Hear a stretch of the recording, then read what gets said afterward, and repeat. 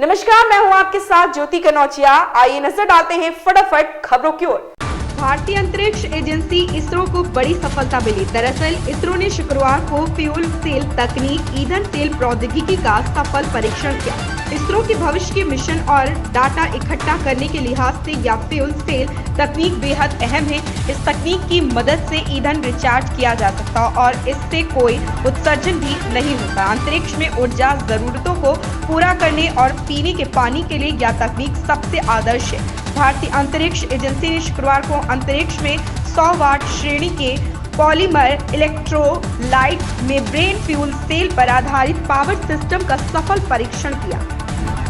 Somalia के तट से एक जहाज को हाईजैक कर लिया गया। हाईजैक किए गए जहाज के क्रू सदस्यों में 15 भारतीय नागरिक शामिल हैं। भारतीय नौसेना स्थिति पर नजर रखे हुए हैं। खबर के अनुसार हाईजैक किया गए जहाज का नाम MV लीला नॉरफोल्क है और इस पर लाइब्रेरिया का झंडा लगा। नौसेना ने अगवा जहाज की निगरानी के लिए अपने एयरक्राफ्ट तैनात कर दिए।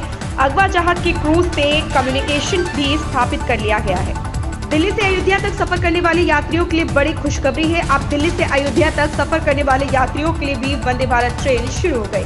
वंदे भारत ट्रेन दिल्ली से अयोध्या तक हफ्ते में 6 दिन चलेगी। अयोध्या में राम मंदिर के उद्घाटन से पहले दिल्ली से अयोध्या जाने वाले यात्रियों के लिए एक बहुत बड़ी सौगात है। वंदे भारत ट्रेन दिल्ली के आनंद विहार रेलवे स्टेशन से 8 घंटे 20 मिनट के सफर में अयोध्या पहुंचा देगी। इस ट्रेन का किराया भी किफायती है।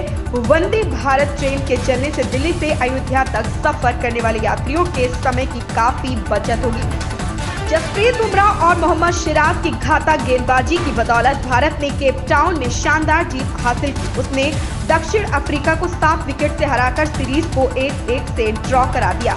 टीम इंडिया के लिए पहली पारी में सिराज ने 6 विकेट लिए तो दूसरी पारी में यह जिम्मा बुमराह ने उठाया। उन्होंने दक्षिण अफ्रीकी बल्लेबाजों को टिकने नहीं दिया। भारत के लिए 10 साल बाद किसी टेस्ट में ऐसा हुआ जब विदेशी मैदान पर टीम के 2 तेज गेंदबाजों ने 6-6 विकेट अपने नाम किए। मध्य प्रदेश का मौसम नए साल से ही बदला हुआ है। बीते 2 दिन से ठंड ने जोर पकड़ा है। दिन में लोग ठिठुरने लगे। शुक्रवार को भी कई जिलों में मावठे की बारिश हुई है। राजधानी भोपाल में अहले सुबह कुछ इलाकों में करीब पौन घंटे तक पानी गिरा। प्रदेश के कई जिलों में कोहरा छाया हुआ है। बताया जा रहा है कि अगले कुछ दिन मौसम ऐसा ही रहेगा। ग्वालियर में बीती रात सबसे ठंडी रही। यह रात का पारा 7.9 डिग्री तक पहुंच गया। बीते 24 घंटे में 3 डिग्री गिरावट दर्ज की गई। वहीं गुरुवार दिन में 14.7 डिग्री तापमान रहा था। नेपाल में पिछले साल आए भूकंप के बाद लोगों को अपने घरों के पुनर्निर्माण और जिंदगी को पटरी पर लाने की चुनौती का सामना करना पड़ रहा। अब अपने पड़ोसी देश की मदद को भारत ने एक बार फिर जिम्मा उठा लिया। विदेश मंत्री डॉक्टर एस जयशंकर ने शुक्रवार को ऐलान किया है कि भारत मदद जारी रखेगा और भूकंप से प्रभावित नेपाल के पश्चिमी जिले में बुनियादी ढांचे के पुनर्निर्माण के लिए $7.5 करोड़ देगा। प्रवर्तन निदेशालय ईडी दिल्ली के मुख्यमंत्री अरविंद केजरीवाल के उस पत्र की समीक्षा कर रहा है जिसमें उन्होंने एजेंसी के समक्ष पेश होने से इंकार कर दिया। आधिकारिक सूत्रों ने बृहस्पतिवार को बताया कि कथित शराब नीति घोटाले के संबंध में पेश होने के लिए उन्हें चौथा समन भेजा जा सकता है।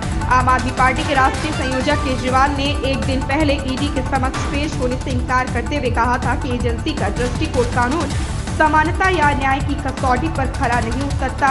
सूत्रों ने कहा कि समन को अवैध बताने के उनके आरोपों को खारिज करते हुए एजेंसी नया समन भेज सकती है। रामलला की प्राण प्रतिष्ठा कार्यक्रम को लेकर पूरे प्रदेश में एक अलग तरह का माहौल है। गांवों और शहरों में शोभा यात्राएं निकाली जा रही, भजन कीर्तन हो रहे। इसी क्रम में सीएम योगी के निर्देश पर परिवहन विभाग ने 22 जनवरी को होने वाले इस भव्य कार्यक्रम को लेकर कार्य योजना तैयार की है।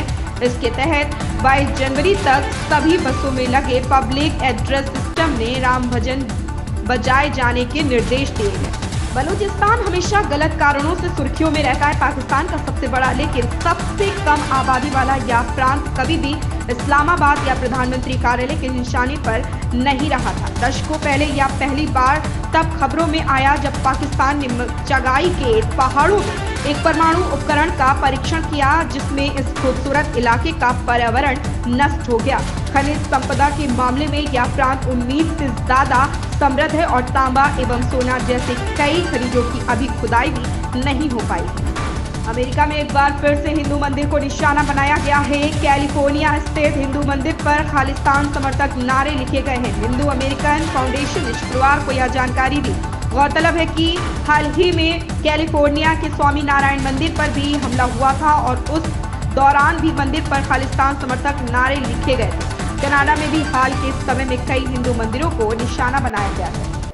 इन खबरों में बस इतना ही, बने रहें हमारे साथ।